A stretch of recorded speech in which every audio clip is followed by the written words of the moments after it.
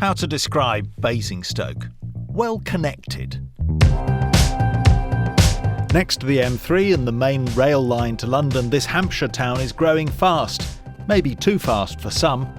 It's also got a famous name for an MP. Conservative Maria Miller was in David Cameron's cabinet as Culture Secretary. Then she resigned over her expenses.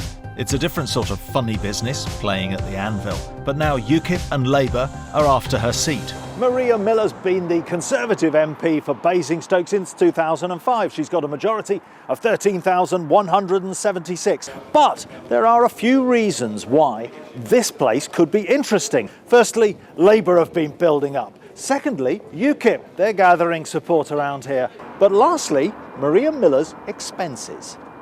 Peter and Pauline have lived in Basingstoke since 1965. They call it Happy Town. Peter's a UKIP supporter. Pauline's not so sure. We're getting a bit full. The open borders, the country's filling up.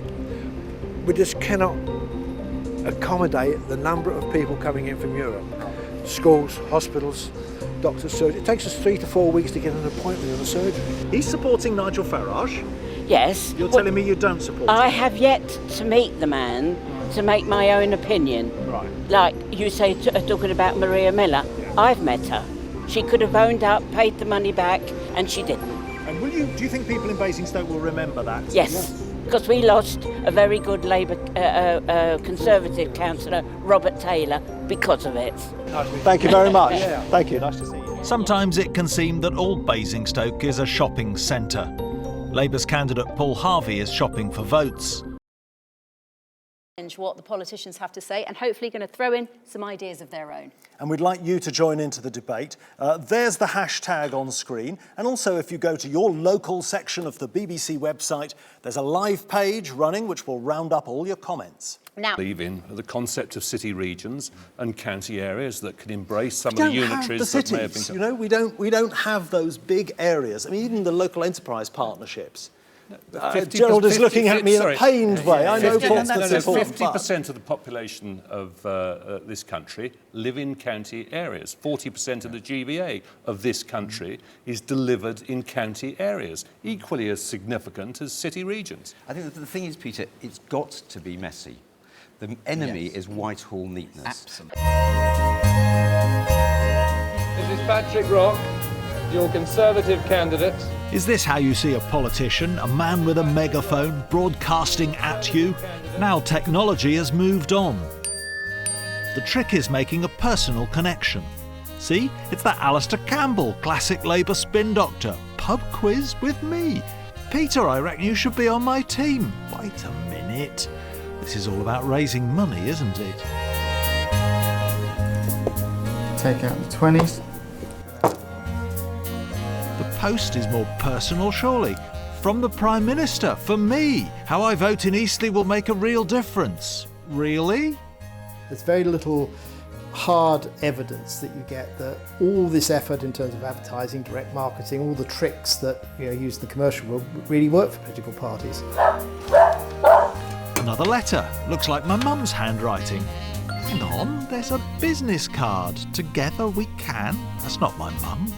Here's another, Sandra Gidley. She's not been the MP for Romsey for 5 years. Dear resident, you could at least get the name right. I think this one's for you. Jim and Denise Dunn, that's Dunn, got an unexpected email from the Labour Party addressed to Denise Grover, her maiden name she's not used since 1969? They must be delving into the archives very deeply to find this. Is that clever or is it annoying, Denise? it's annoying. Jim says he's not surprised to see politicians 46 years behind the times. Lesson number 1 for political communication: if you're going to make it personal, get the right person.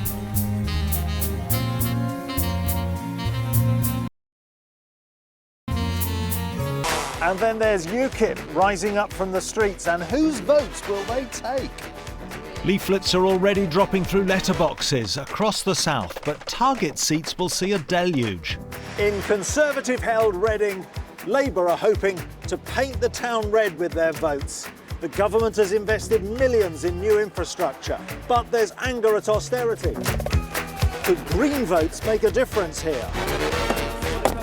Nick Clegg launched the Liberal Democrat campaign personally in Oxford West and Abingdon. So let's go out and win. But they're likely to spend most of their time defending territory. And it's back to Eastleigh after the by-election for round 2. UKIP Conservatives and Liberal Democrats slugging it out again. Going back to the old office to start clearing out. There's already some stuff down here.